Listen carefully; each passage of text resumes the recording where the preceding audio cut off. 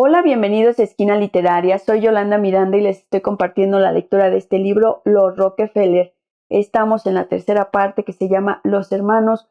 Vamos a continuar y antes de empezar los invito a que se suscriban al canal, déjenme sus comentarios, compartan la lectura y ayúdenme a que este canal sea más difundido y crezca. Llevar adelante el lento y laborioso proyecto del Centro Lincoln fue realmente un gran paso en el desarrollo personal de JDR3. Era la primera vez que se aventuraba en un terreno que no había heredado en algún aspecto de su padre, y eso le sirvió para arriesgarse a otras incursiones fuera del parasol familiar. Le había molestado la dirección adoptada por la Fundación Hermanos Rockefeller. Estaba repartiendo grandes sumas, pero de un modo impersonal, más como imperativo de la complicada estructura de su declaración de impuestos y como canal para causas que les interesaban, que como expresión de sus intereses filantrópicos. Emmett Hughes recuerda de sus 3 años con la familia como consejero en asuntos públicos. El fondo había llegado a ser poco más que una especie de caja. Los hermanos se reunían un par de veces al año y decidían cómo repartirse la tarta.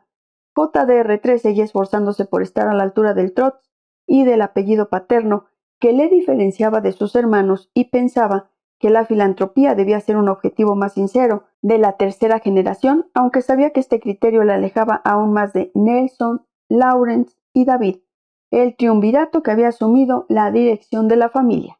Para ello, en 1963 creó el fondo JDR3, su propia fundación en la que en los 5 años sucesivos invertiría $5 millones para organizar sus propias actividades filantrópicas. Fue el indicio definitivo de que se apartaba de la familia, una situación latente desde hacía mucho tiempo. Volvió al tema de la población. El Consejo de Poblaciones que había creado 10 años antes era por entonces la más prestigiosa institución en dicho terreno, con un presupuesto anual de varios millones de dólares repartidos en una docena de países, pero su objetivo se limitaba a la investigación, manteniéndose al margen de las orientaciones políticas que pudieran obstaculizar su trabajo en esta área social tan sensible. Sin embargo, se estaba operando un cambio en el movimiento demográfico y en el propio JDR3. Jay Caffey, vicepresidente de Planificación Paterna, recuerda: John había abandonado mucha retórica de la Guerra Fría de los años 50.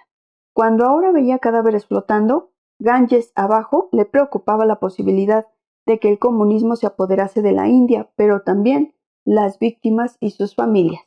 Después de las elecciones de 1964, JDR3 trató de conseguir una entrevista con el presidente Johnson para hablar del tema de la población, pero LBJ no se la concedió y JDR3 almorzó con el secretario de Estado Dean Rusk, a quien pidió que instara la creación de una comisión presidencial para estudiar el asunto.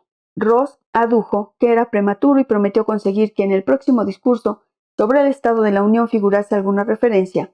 De la máquina de escribir del redactor de discursos Richard Goodwin no salió más que una escueta mención, una frase con la que se hacía énfasis en los recursos. Buscaré nuevos métodos para aplicar nuestros conocimientos para contener la explosión demográfica mundial y la escasez cada vez mayor de recursos. Pero era algo, pues se trataba del primer presidente norteamericano que incluía a la población en la agenda oficial de problemas a los que se enfrentaba el país. Ya al final de su administración, en parte como consecuencia de su amistad con Lawrence Rockefeller, LBJ accedió por fin a designar un comité asesor sobre población y planificación familiar. JDR3 compartió la presidencia con el ex secretario de Trabajo Wilbur Cohen. Después de celebrar reuniones durante varios meses, el comité redactó sus recomendaciones, destacando entre ellas la sugerencia de que el presidente nombrase una comisión especial sobre población. Johnson no pudo tomar una iniciativa al dejar el cargo, pero tras la toma de posesión de Nixon, JDR3 volvió a plantear el tema. En la primavera de 1970, tras un periodo de incertidumbre y de inesperada ayuda por parte del asesor presidencial Daniel P. Moynihan, el presidente creó la Comisión de Población, Crecimiento y Futuro del país, con JDR3 de presidente. Era la oportunidad que había estado esperando. El prestigioso cargo cuadraba perfectamente con su nuevo espíritu de independencia y durante los 2 años que siguieron trabajó intensamente yendo y viniendo en avión de Nueva York a Washington, varias veces al mes, bajando muchas veces de su estrado honorífico de presidente para participar en los peliagudos debates de la comisión, cuando en marzo de 1972 se editó la primera parte de las 3 de que constaba el informe definitivo. Este incluía todo el campo demográfico y en él se hacían numerosas recomendaciones, desde restricciones emigratorias hasta la aprobación de la enmienda a la Ley de Igualdad de Derechos, aunque muchas recomendaciones del informe, que los menores tuvieran acceso a la información y los servicios anticonceptivos, que particulares y entidades públicas se unieran para establecer unos servicios sanitarios adecuados para la población infantil y para todo el que quisiera utilizarlos, se anticipaban al consenso nacional.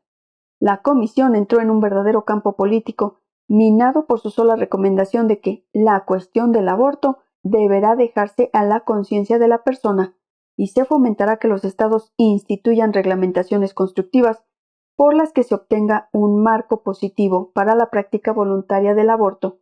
Era una afirmación que entraba directamente en conflicto con la estrategia electoral de Nixon, orientada a lograr una nueva mayoría, cuya piedra de toque era el apoyo de los católicos. Al crearse la comisión, Nixon había definido la explosión demográfica mundial como uno de los retos más graves del futuro de la humanidad, pero al publicarse el informe mantuvo un silencio de piedra. Espero que les esté gustando la lectura de este libro, Los Rockefeller. Es la biografía de esta familia poderosa y para todos aquellos que todavía se cuestionan cómo es que estas familias son las que dirigen al mundo. En las últimas lecturas hemos estado leyendo y aprendiendo cómo es que se dio inicio a esta nueva política de la planificación familiar y el empezar a hablar del aborto. Los espero en el próximo video. Vamos a ver qué otras sorpresas nos esperan. Muchas gracias por escuchar.